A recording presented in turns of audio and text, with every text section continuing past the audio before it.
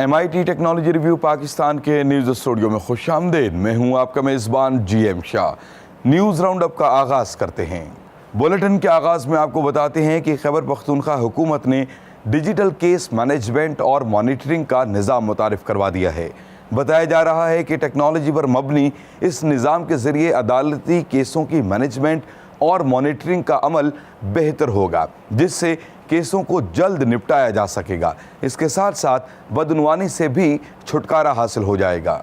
اور اب بلیٹن میں آپ کو بتاتے ہیں کہ آئی فونز استعمال کرنے والوں کے لیے ایک خوشخبری۔ معروف امریکی کمپنی ایپل نے 11.3 iOS متعارف کروا دیا ہے۔ اس اپ ڈیٹ کے ذریعے آئی فون صارفین بیٹری مینجمنٹ اور آگمنٹڈ ریئلٹی پر مبنی سہولیات حاصل کر سکیں گے۔ اس کے ساتھ ساتھ ڈیٹا اینڈ پرائیویسی کی سہولت بھی شامل کی گئی ہے، جس کے ذریعے صارفین اپنی ذاتی معلومات کی حفاظت کر سکیں گے۔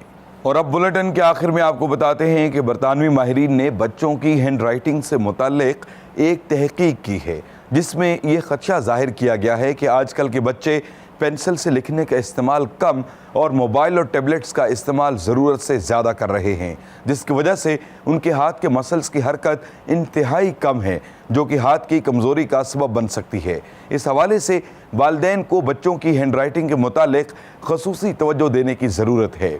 اس کے ساتھ ہی MIT ٹیکنالوجی ریویو پاکستان کے نیوز اسٹوڈیو سے اپنے میزبان GM شاہ کو اجازت دیجیے۔ اللہ نگہبان۔